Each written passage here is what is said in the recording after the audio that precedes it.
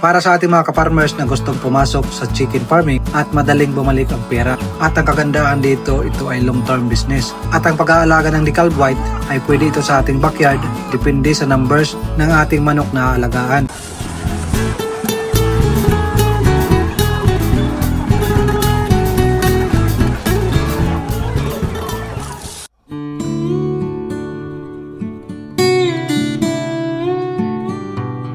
Napakarami yung nagplaplano na pumasok sa farming business. Samahan niyo ako sa videos na ito dahil ikwikwento ko sa inyo yung katotohanan. Pero bago tayo magsimula sa kwentuhan, nandito nga pala tayo sa Hermosa Farm para ipasilip sa inyo, ipakita ang kanilang pag-aalaga ng DeKalb White. Noong nakaraang video ay pinasilip ko sa inyo ang pag-aalaga ng DeKalb White ng cage free. Nasa loob siya ng kulungan pero wala siyang battery cage. Pero ngayon ipapakita ko sa inyo na mas maganda pa rin pag mayroong battery cage ang ating mga DeKalb White. Itong video na inyo nakikita, ito yung mga panahon, nagsisimula pa lang sila, nagplaplano para makapagsimula sa kanilang layer business.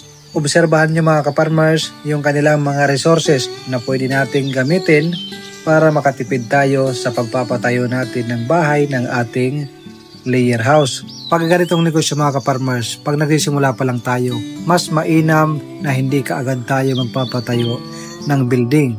Ang ibig kong sabihin mga ka-farmers, hindi yung konkreto kasi mahal yun. Sa nakikita nyo, yung kanilang ginamit ay kukulamber, mga kawayan at yero na simple, pero sa baba ginawa nilang konkreto para hindi maging maputik lalo na pag maulan at madali nilang malilinis yung mga ipot ng kanilang alaga. At sa mga magtatanong naman, ilang heads ng layer chicken ang mayroon sila dito? At magkano yung nilabas nila sa ganito karami na DeKalb White? Isang manok, 508. Tapos yung akin, 876. Times mo lang yun ng 800. Mga 438,000. Tapos, meron pang cage. Bale, ng 500,000 lahat-lahat. If 876 yung panimula mo, na manok. If lower naman, so lower yung mo, puhunan mo. Sa inyong nakikita, yung 876 na manok ay hindi naman kalakihan ang kulungan. Pero kung mas maliit ang inyong budget, pang 100 heads lang, 200 heads, kaya na yung 150,000 to 200,000 dahil bibili pa kayo ng pagkain o feeds na manok na ipapakain. Kasi sa una mga ka-farmers, hindi ka agad-agad yan mangingitlog. Pagdating sa inyong kulungan, sa inyong bahay, hindi ka agad yan mangingitlog. Pero ilang weeks lang yan mga ka-farmers, makakapag-harvest na kayo ng mga itlog ng inyong alaga. Ito yung aking sinasabi mga ka-farmers, kung panimula sa farming business ang inyong gusto, mas maganda kung piliin mo yung DeKalb White. Dahil nga, ilang weeks lang yan, pwede ka na makapag-harvest. Hindi katulad ng mga heritage chicken na mas matagal pa na panahon bago maibalik ang pera na inyong binitawan. At sa mga magtatanong naman, saan ba yung mas maganda? Yung cage free or yung may battery cage? Ang katotohanan talaga ay mas maganda pag nakaganito ang setup, naka-battery cage. Dahil nga, madali natin madidetermine yung bawat manok na meron tayo dito. Madali natin makikita yung mga payat, may sakit na ating mga alaga. At mabilis natin maihiwalay at mabibigyan ng lunas. Hindi katulad yung cage free, halo-halo lang sila sa isang kulungan, hindi kaagad natin napapansin. At ang kagandahan pag ganito mga ka-farmers, mas malinis ang itlog na atin na-harvest. Nakita nyo naman ng nakaraang video natin, medyo madumi at kailangan palinisan yung ibang mga itlog. At ang isa pa sa kagandahan pag nakaganitong setup ay madaling linisin ang mga ipot ng ating alaga. Ang ipot kasi yan ang nagkukos ng maraming langaw, lalo na pag naiipon na. Kaya sa mga nagtatanong, ano ba yung mas maganda? Cage free or naka-battery cage? Ang pinakamaganda ay naka-battery cage dahil malinis ang kanilang itlog pag hinarvest. Pag naglinis tayo ng kanilang mga ipot ay diretso natin pwedeng i-flush kasi makikita nyo naman nasa ilalim at talagang elevated yung ating mga manok. Malayo sa amonya yung ating mga itlog. Pero nadepende pa rin sa inyo kung ano ang inyong kagustuhan.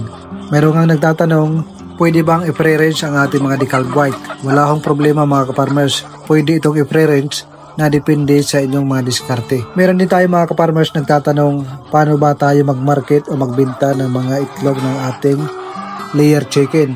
Napakadali lang mga ka-farmers dahil ang table eggs ay araw-araw yan ginagamit ng ating mga consumer. Sa pagbibenta mga ka-farmers, magsimula tayo sa ating kapitbahay. Mayroong mga sari-sari store, pwede tayong mag-supply. Pangalawa mga ka-farmers, mayroong mga kantin at mga panadero, yung mga gumagawa ng tinapay. Pwede tayong mag-supply, pwede tayong mag-offer, pwede tayong mag-ikot para mag-offer ng ating mga produkto mga ka-farmers. Huwag po tayong mahihiya mag-offer dahil sa una ganyan talaga ang first step natin gagawin. At pag maramihan ang ating supply, pwede tayong magpamember sa Facebook. Mayroong group na nagbibenta ng mga itlog, doon natin pwedeng i-post at marami ang bibili niyan. At salamat nga pala sa Hermosa Family sa kanilang tanghalian na inihain kanina. Ang sarap ng kanilang barbecue. Salamat sa pag-welcome nyo sa amin at pagpasilip ng inyong farm para maipakita natin sa ating mga kapwa ka-farmers sa mga gustong pumasok sa farming business para mas lalo silang ma-inspire. Kung napapansin nyo, palaging si ma'am ang nag-harvest dito. Siya ang may hawak. Simula sa pag-harvest, pagsasizing ng mga itlog, hanggang sa pag-collect ng mga order, hanggang sa pag-deliver mga ka-farmers, si madam ang nag-i-entertain ng mga customer. At katuwang naman ni ma'am ang kanyang anak, sabi nga nila, habang bata pa ay tinuturuan na nila para masanay sa trabaho at sa negosyo. At ito naman ang kanilang ibang negosyo. Si sir naman ang nakatuka dito dahil mayroon silang farm na mga pangsabong o pangtari na mga manok, mga quality yung mga breeding nila dito. Sabi nga ni sir, pinasok niya ito para magnegosyo, hindi para magsugal.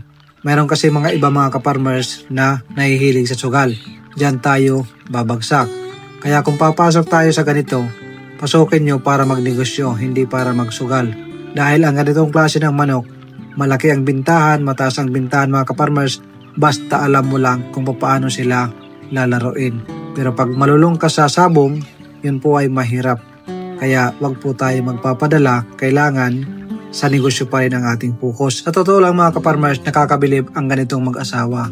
Meron silang obligasyon sa bawat negosyo na mayroon sila. Meron silang teamwork. Ganyan dapat yung mag-asawa. Magkatuwang lagi sa hirap at ginawa.